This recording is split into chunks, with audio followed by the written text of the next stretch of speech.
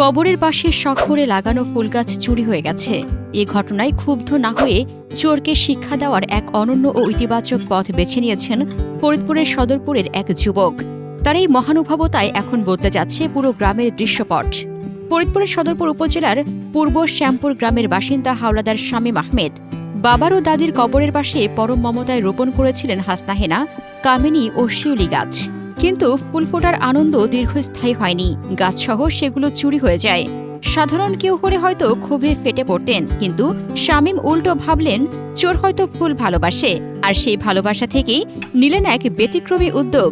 শামীম নিজ অর্থায়নে পুরো গ্রামের 2 কিলোমিটার সড়কের পাশে থাকা 500টি বাড়ির সামনে রোপণ করেছেন 1500টি ফুল গাছ।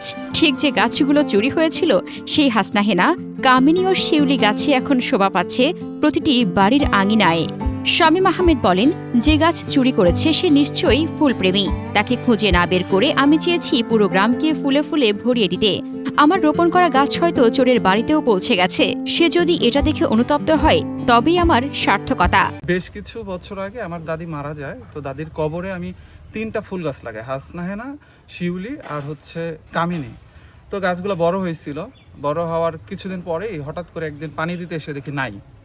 পরে আমার খারাপ লাগলো যে ফুল গাছগুলো চুরি হয়ে গেল। আবার পরক্ষণেই আবার শান্তি লাগলো যে ফুল চোর, বিষয়টা ইন্টারেস্টিং। এই জন্য আর আমার মনে কষ্ট থাকলো না। তা কয়েক মাস আগে আমার আব্বা মারা গেছে, তো আব্বার কবরে আবারও ফুল গাছ লাগানোর জন্য আমি উদ্যোগ নিই।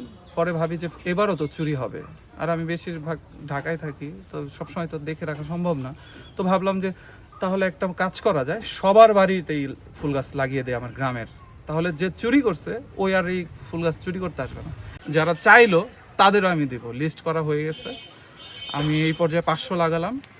এরপরে নিম গাছ আর কাঠবাদাম গাছ আর কৃষ্ণচূড়া গাছ লাগাবো। আস্তে আস্তে আমার পুরো উপজেলায় আমি ফুল আর এই ঔষধি গাছ দিয়ে ভরে দেবো, আস্তে আস্তে সাধ্য মতো আর কি, যেহেতু কোনো রাজনৈতিক উদ্দেশ্য নেই। শামীমের এই উদ্যোগে দারুণ খুশি এলাকাবাসী। তাদের মতে কয়েক মাস পরেই গ্রামের বাতাস সুগন্ধে ভরে উঠবে, বাড়বে সৌন্দর্য। ব্যক্তিগত শোককে শক্তিতে রূপান্তর করে শামীম যে দৃষ্টান্ত স্থাপন করলেন তা সত্যি প্রশংসনীয়। আমাদের এলাকায় ফুল গাছ লাগাইতেছে, খুব সুন্দর হইতেছে। এলাকাবাসী দেখেও খুশি হয়েছে। সবার বাড়ির সামনে লাগাইতেছে, রোডের সাইডে লাগাইতেছে, ওই আপনার মন্দিরের সাইডে লাগাইতেছে, মসজিদের সাইডে লাগাইতেছে, স্কুলের সাইডে লাগাইছে। খুব সুন্দর, খুবই ভালো হয়েছে, সবাই ভালো বলতেছে। আমাদের এলাকাবাসী হিসাবে আমরা খুব আনন্দিত যে আমাদের রাস্তার চারপাশ দিয়ে আমরা হাঁটবো আর ফুল দেখবো। এই যে উদ্যোগটা শামীম নিছে, এর জন্য আমি ওকে অসংখ্য ধন্যবাদ জানাই। এটা একটা সুন্দর উদ্যোগ যে ফুল গাছ লাগানো, গ্রামের সৌন্দর্য ও একটা প্রাকৃতিক সৌন্দর্য, যে সৌন্দর্য এর আগে কখনো কেউ এই উদ্যোগ নেয় নাই। শামীম হাওলাদার আমারই ভাতিজা, সে এই পূর্ব শ্যামপুরে যে উদ্যোগটা নিছে, এই উদ্যোগকে আমি স্বাগত জানাই। শামীম উনি তো এই এলাকার ছেলে, উনি নিজ উদ্যোগে এই এলাকায় সৌন্দর্য বৃদ্ধির জন্য গাছপালা লাগাচ্ছেন বা ফুল গাছ লাগাচ্ছেন। এটা আমার কাছে ভালো লাগছে।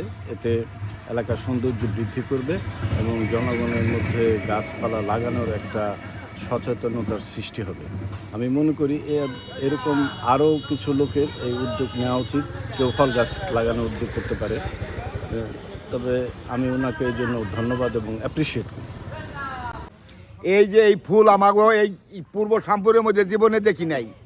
এই আমাদের এই শামিনের উছিলায় আমাদের এই যে 3-4 পদের ফুল রাত্রে বাইরিলে ঘিরানে ময়ময় হয়ে যাবে।